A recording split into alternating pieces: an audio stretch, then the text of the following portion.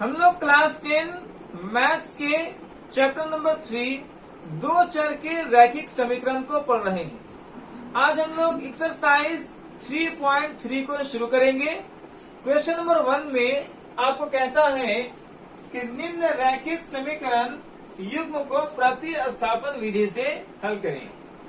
Question number 1 जो दिया हुआ है इसको प्रतिस्थापन विधि से हल करना है। क्वेश्चन नंबर 1 में 6 क्वेश्चन है और सभी को आपको प्रतिस्थापन विधि से हल करना है। आइए अपने क्वेश्चन को हम लोग स्टार्ट करते हैं। ये जो है आपको क्वेश्चन में दो समीकरण दिए हुए हैं, ठीक है। इसको समीकरण नंबर 1 मानेंगे और ये है समीकरण नंबर 2, ठीक है। आप यहां से समीकरण 1 या समीकरण 2 किसी से स्टार्ट कर सकते हैं। हम लोग समीकरण नंबर 1 से शुरू कर रहे हैं, तो लिखेंगे समीकरण 1 से। समीकरण 1 से, ठीक है। समीकरण 1 है आपका x plus Y is equal to 14। x plus Y is equal to 14 दिया गया है। अब यहां पर क्या करना है, या तो आप x को बराबर करेंगे या y को बराबर करेंगे। किसी एक को बराबर करना होता है। या तो आप x को बराबर करेंगे या फिर y को बराबर करेंगे। हम लोग x को बराबर कर रहे हैं, तो जब x को बराबर करेंगे तो x बराबर या बराबर के बाद में 14 है, आप 14 लिखेंगे और प्लस y जो है बराबर के दूसरी तरफ जाकर के माइनस y बन जाएगा। इस तरीके से आपको x का वैल्यू आया है x is equal to 14 minus Y. इसको समीकरण नंबर 3 मानना है। अब क्या है, जो समीकरण 3 में x का मान है y माइनस 14, इसको समीकरण नंबर 2 में रखा जाएगा। यहाँ पर ध्यान से समझना यह है कि अगर आप समीकरण 1 को सॉल्व कर रहे हैं तो जो वैल्यू आएगा उसको समीकरण 2 में रखना है, और अगर समीकरण 2 को सॉल्व कर रहे हैं और उससे जो वैल्यू आएगा उसको समीकरण 1 में रखना होता है, ठीक है। अगर आप समीकरण 1 को सॉल्व किए तो जो वैल्यू आएगा समीकरण 2 में रखा जाएगा, और अगर समीकरण 2 को सॉल्व कर रहे हैं तो जो वैल्यू आएगा समीकरण 1 में रखा जाएगा। तो चूंकि यहाँ पर जो है समीकरण 1 को सॉल्व करके x का मान लाया गया है, तो इस वैल्यू को समीकरण 2 में रखना है। तो आप लिखेंगे x का मान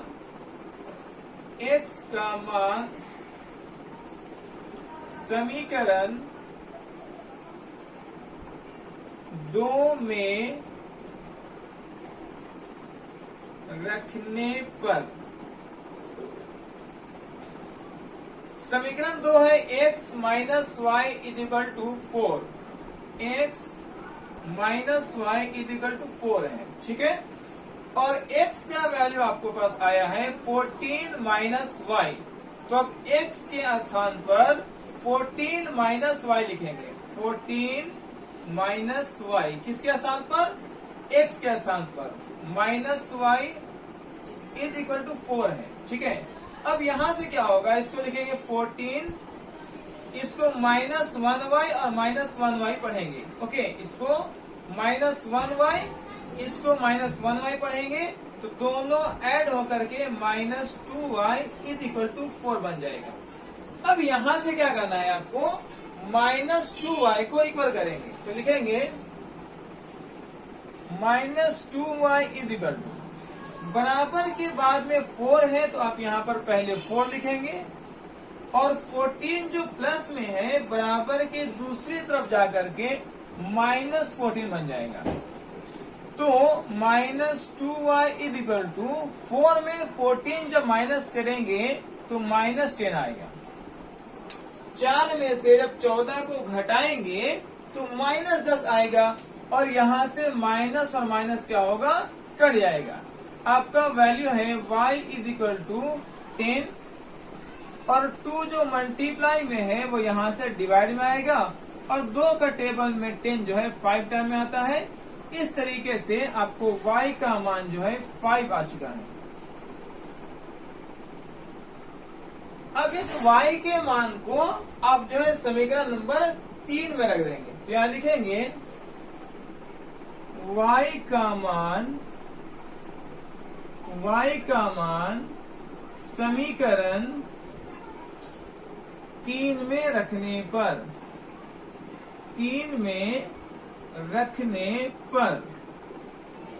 ठीक है। समीकरण 3 क्या था? x बराबर y माइनस 14, x बराबर 14 माइनस y। ओके, तो 14 और y का मान क्या आया है? 5। तो यहां लिख देंगे 5। तो जब 14 में 5 माइनस करेंगे तो आएगा 9। इस तरीके से x का वैल्यू जो है आपका 9 आ गया है। तो आपका आंसर आया है x इज इक्वल टू 9 और y इज इक्वल टू 5। अब इसको पहले जो है स्क्रीनशॉट कर लीजिए, फिर हम लोग क्वेश्चन नंबर 2 को पढ़ेंगे। क्वेश्चन नंबर 1 का सेकेंड।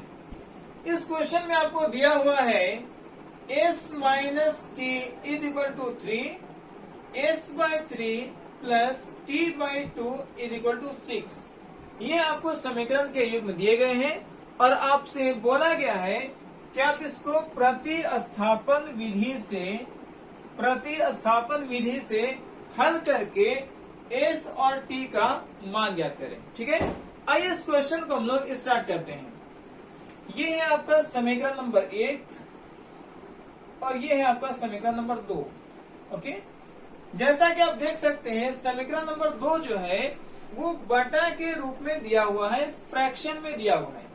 तो इसको आप जो है हल करके एक साधारण सा समीकरण, सिंपल इक्वेशन पहले बना लीजिए। तो हम लोग समीकरण 2 को ही पहले हल करेंगे और इसको और सिंपल समीकरण बना लेंगे। तो लिखेंगे समीकरण 2 से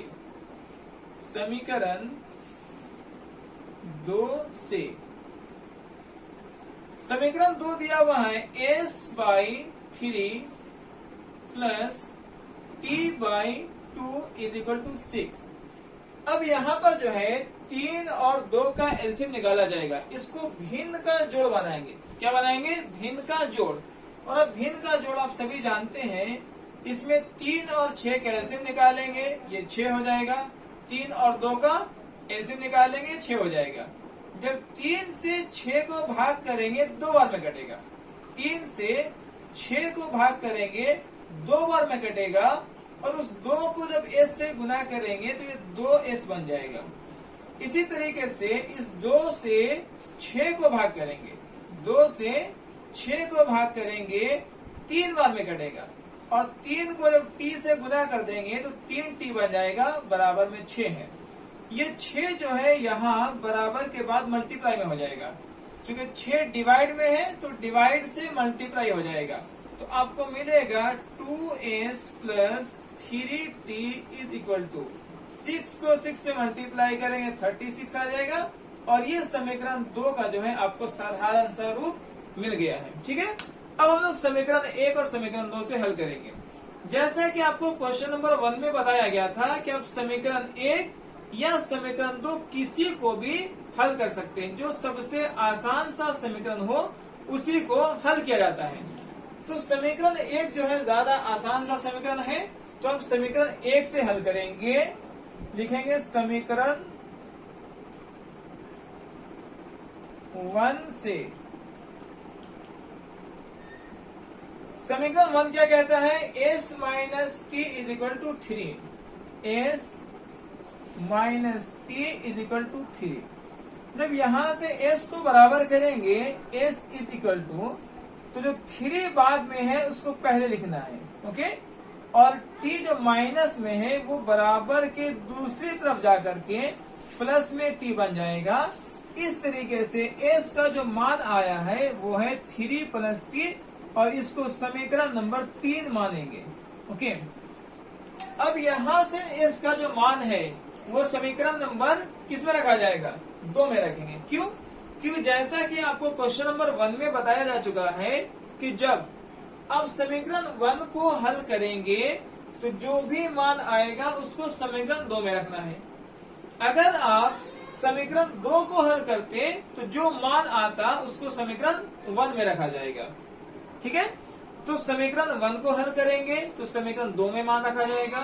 समीकरण 2 को हल करेंगे तो जो मान आएगा समीकरण 1 में रखेंगे। हम लोग यहाँ पर समीकरण 1 को हल किए हैं, जो मान आया है s का मान, इसको समीकरण नंबर 2 में रखा जाएगा। तो लिखेंगे s का मान समीकरण 2 में रखने पर, s का मान समीकरण 2 में रखने पर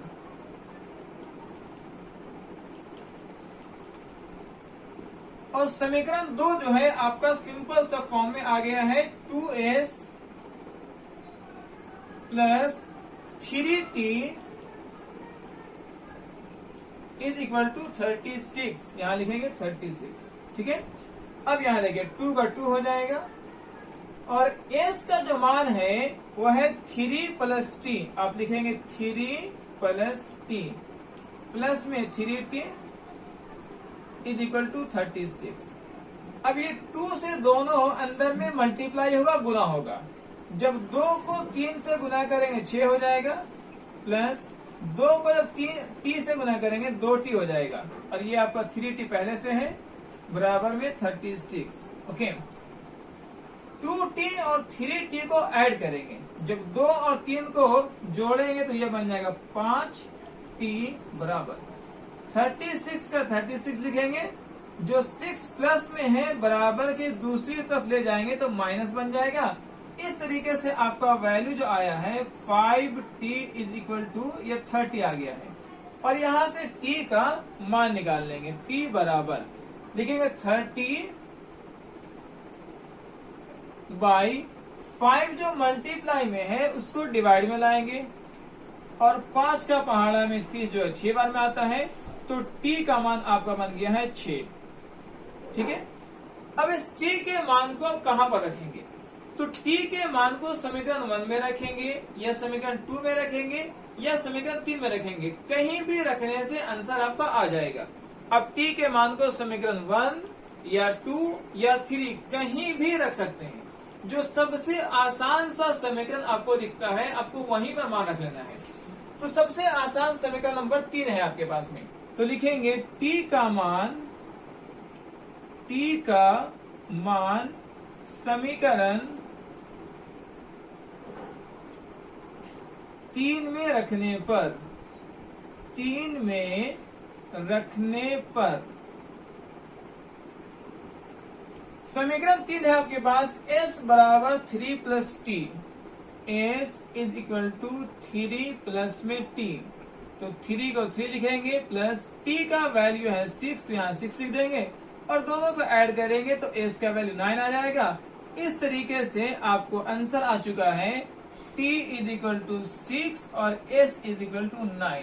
तो यहाँ तक जो है आप इसका स्क्रीनशॉट कर लीजिए, फिर हम लोग क्वेश्चन नंबर 3 को बनाएंगे। क्वेश्चन नंबर 1 का थर्ड सॉल्व करेंगे। ठीक है, तो यहाँ तक आप स्क्रीनशॉट कर लीजिए। क्वेश्चन नंबर 1 का थर्ड आपको दिया हुआ है 3x minus Y is equal to 3, 9x minus 3y is equal to 9। ये जो है समीकरण के युग्म दिए गए हैं, और आपको प्रतिस्थापन विधि से हल करने के लिए बोला गया है कि आप प्रतिस्थापन विधि से हल करके x और y का मान निकालें। आइए इस क्वेश्चन को हम लोग स्टार्ट करते हैं। ये आपका समीकरण नंबर 1 है और ये समीकरण नंबर 2 है। ठीक है, जैसा कि आपको बताया जा चुका है कि आप समीकरण 1 या समीकरण 2 किसी से भी हल करना शुरू कर सकते हैं। तो हम लोग समीकरण नंबर 1 से हल कर रहे हैं। समीकरण 1 से समीकरण नंबर 1 कहता है 3x माइनस वाई बराबर आपको 3 दिया गया है। ठीक है, यहाँ से या तो x के मान को बराबर करेंगे या तो y को बराबर करेंगे। तो यहाँ पर y को बराबर करना ज्यादा इजी है। कैसे बराबर करेंगे? ये जो माइनस y है इसको बराबर के बाहर ले जाएंगे तो प्लस y बन जाएगा। और यहाँ से जो +3 है उसको बराबर के अंदर लाएंगे तो -3 बन जाएगा। ठीक है, और 3x को आपको वैसे ही छोड़ देना है। तो लिखेंगे 3x, ये +3 बराबर के अंदर आकर के -3 बन जाएगा, और -y बराबर के बाहर जाकर के +y बन जाएगा। इस तरीके से y का जो मान आया है वो है 3x - 3, और इसको समीकरण नंबर 3 मान लिया जाएगा। ठीक है, ये समीकरण नंबर 3 हो गया है। अब इस समीकरण को आपको कहाँ रखना है? इस y के मान को समीकरण नंबर 2 में रखेंगे, क्योंकि आपको बताया गया है कि जब समीकरण 1 को हल करेंगे तो जो मान आएगा उसको समीकरण 2 में रखेंगे। अगर समीकरण 2 को हल करेंगे तो जो मान आएगा उसको समीकरण 1 में रखना होता है। तो जिस समीकरण को हल कर रहे हैं, अगर 1 को हल कर रहे हैं तो जो मान आएगा समीकरण 2 में रखा जाएगा, और अगर समीकरण 2 को हल कर रहे हैं तो जो मान आएगा उसको समीकरण 1 में रखना होता है। तो अब जो है y के मान को हम लोग रखेंगे समीकरण नंबर 2 में। यहाँ लिखेंगे y का मान समीकरण 2 में रखने पर, समीकरण 2 में रखने पर, 2 में रखने पर समीकरण 2 कह रहा है 9x - 3y = 9, 9x - 3y = 9, और आपको यहाँ से y का मान रखना है। तो लिखेंगे 9x - 3, और y का मान है y बराबर 3x - 3, तो आप y की जगह पर लिखेंगे 3x - 3 = 9। अब यहाँ से इसको सॉल्व करेंगे।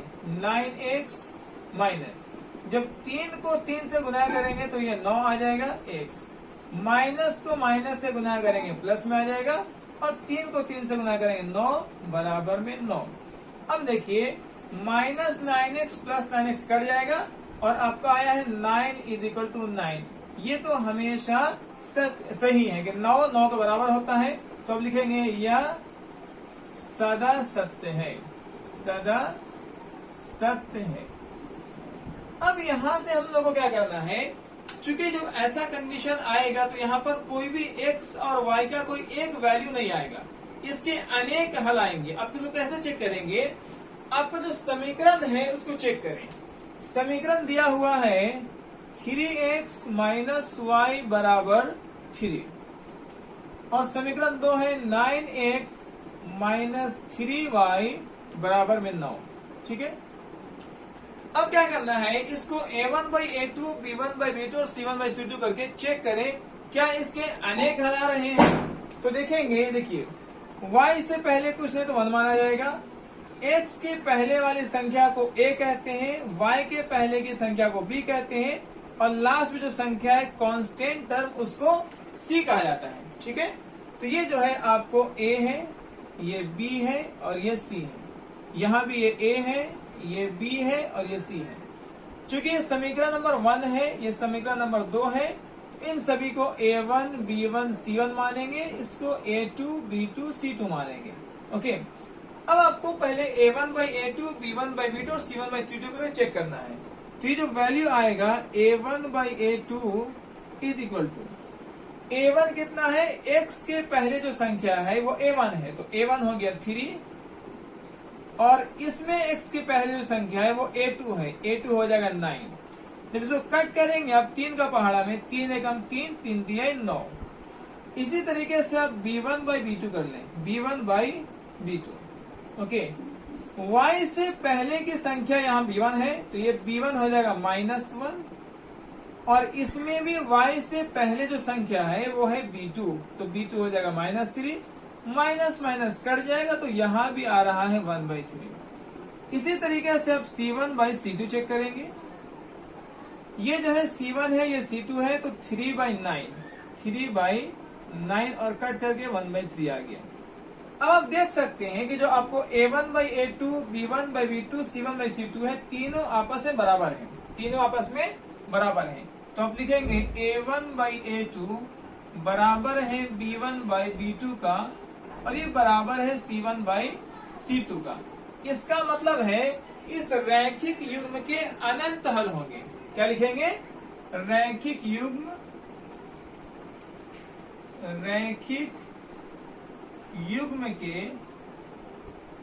युग्म के अनंत हल है, अनंत हल है। अब यहाँ पर जो है केवल आपको समीकरण तैयार करके छोड़ देना है। कैसे करेंगे? समीकरण एक है 3x minus Y is equal to 3, 3x minus Y is equal to 3 है, तो यहां से केवल y का वैल्यू बराबर कर लें तो क्या होगा? y माइनस से प्लस में जाएगा और प्लस 3 अंदर आ जाएगा, तो बनेगा 3x minus 3 is equal to y. तो इस तरीके से y का वैल्यू आ गया है 3x माइनस 3। अब यहां से जो है अब x का जितना डिफरेंट मान रखेंगे, अलग अलग मान रखेंगे, y का अलग अलग मान आता जाएगा। तो इस वाले क्वेश्चन का अनंत हल होगा, ये अद्वितीय नहीं है, कोई एक हल नहीं है जो x और y का कोई एक हल आएगा। इसके अनंत हल आएंगे, जैसा कि आपको चेक करके बताया जा चुका है कि a1 by a2, b1 by b2, c1 by c2 तीनों बराबर है। जब तीनों बराबर होते हैं उस कंडीशन में समीकरण युग्म के अनंत हल होते हैं। अब x का जितना अलग अलग मान रखेंगे, y का उतना अलग अलग मान आता जाएगा। तो यहां तक पहले आप स्क्रीनशॉट कर लीजिए।